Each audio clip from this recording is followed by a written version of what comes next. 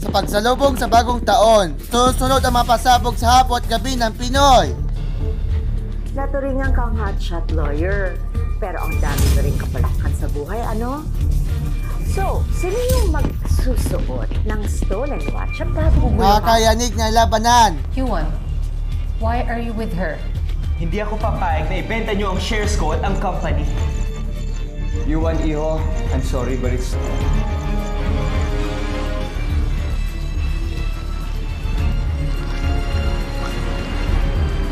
Bakit kaya pinapakuha ni Rigor to? Umiinit na tapatan.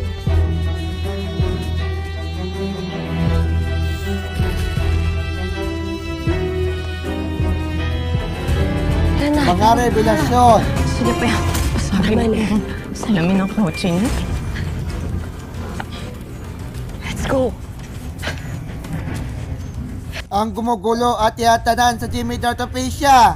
Simula na ng taon sa swerte at good vibes sa It's Showtime. Mga pasabog rin ang kasukdulan taong uusapan sa past week via Bunda. Lucky survey para sa bagong taon na ibibigay na para rin sa goal sa Family Feud. Mga iba pang espesyal na aabangan natin kapuso ngayong New Year. Bagong taon, bagong Nagbigay ng balita. comforting words ang ilang kapwa kapuso at kaibigan ni na Barbie Fortes at Jack Roberto kasunod ng kanilang hiwalayan.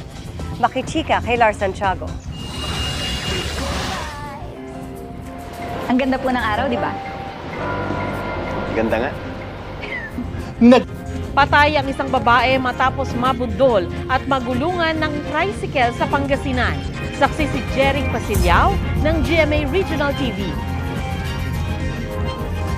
Pasado alas 10 ng gabi noong January 1, naglalakad ang babaeng yan sa gitna Pasabog ang bagong taon sa hapon at gabi ng Pinoy.